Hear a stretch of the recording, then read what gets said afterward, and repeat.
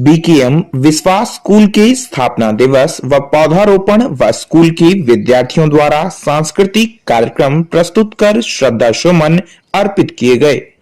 सद्गुरु महापुरुष संत इस संसार में चंदन के वृक्ष की भांति होते हैं जो दूसरे जीवों को सुगंधित करते चले जाते हैं।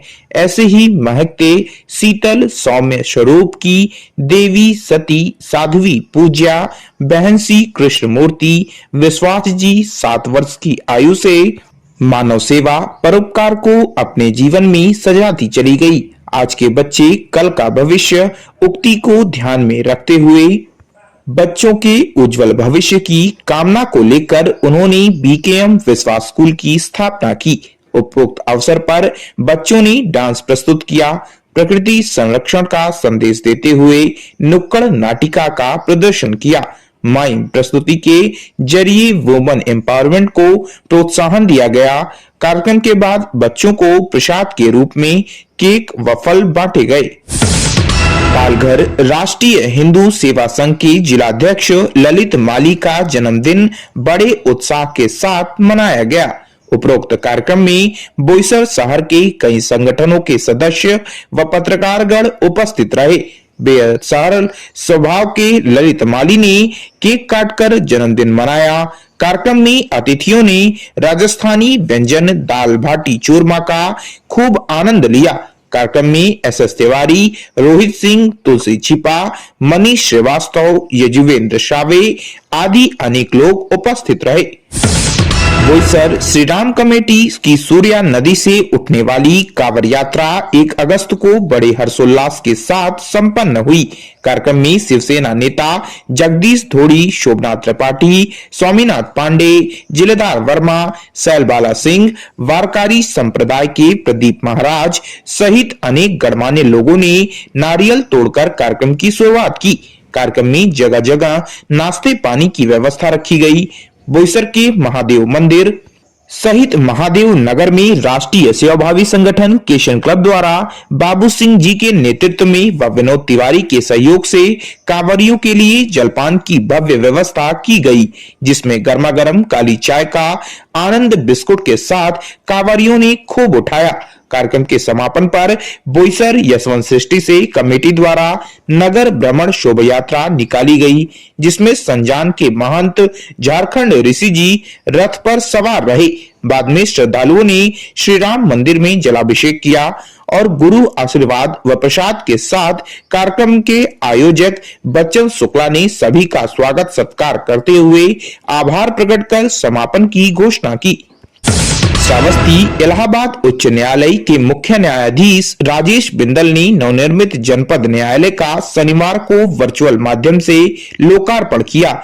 इस दौरान उनके साथ इलाहाबाद उच्च न्यायालय के न्यायमूर्ति अध्यक्ष infrastructure committee of subordinate court Manoj Mishra मौजूद रहे।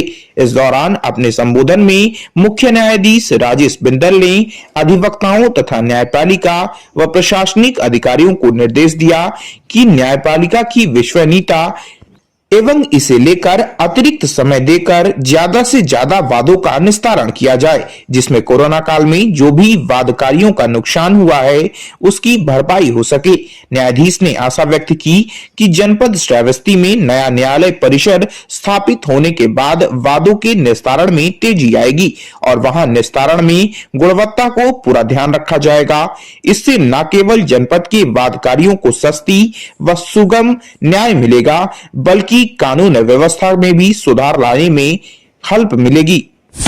देश की सर्वोच्च अदालत सुप्रीम कोर्ट के चीफ जस्टिस सीजीआई के अगले मुख्य न्यायाधीश कौन होंगे, इसे लेकर कवायदें शुरू हो चुकी हैं। दरअसल चीफ जस्टिस रमण का कार्यकाल 26 अगस्त को समाप्त हो रहा है।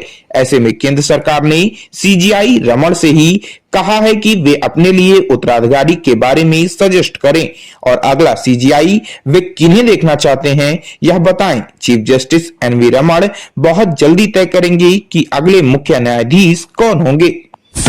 तिरंगा बाइक रैली में ट्रैफिक उल्लंघन पर हुआ मनोज तिवारी का चालान।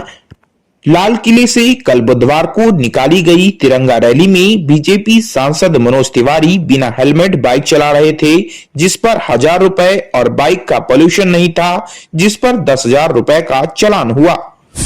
लखनऊ में चौधरी चरण सिंह एयरपोर्ट पर बुधवार को सुरक्षा कर्मियों को डस्टबिन में लगभग 36.6 लाख के सोने के बिस्किट मिले।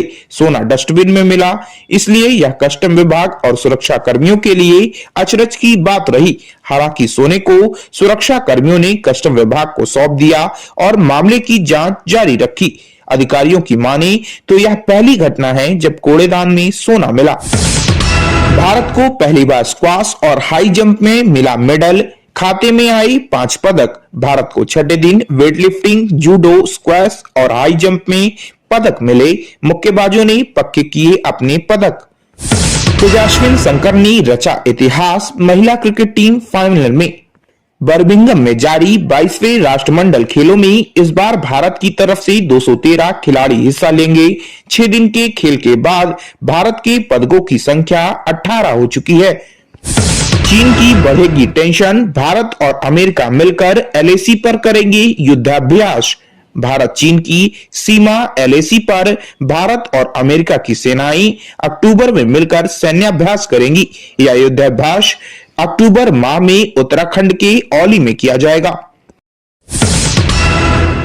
This program is co-sponsored by UPL Limited, the global leader in sustainable agricultural solutions. Unit PL10 E51, 1/2 E52 Tarapur MIDC, Boisar Palghar. नमस्कार दोस्तों, केशियन हेडलाइंस सच का आईना में देखिए राजनीति, मनोरंजन, बिजनेस, खेलकूद, धर्म और देश दुनिया की प्रमुख खबरें। केशियन हेडलाइंस पर हमारे चैनल को लगातार देखने के लिए सब्सक्राइब करें, बेल आइकन दबाकर अप्रूव करें।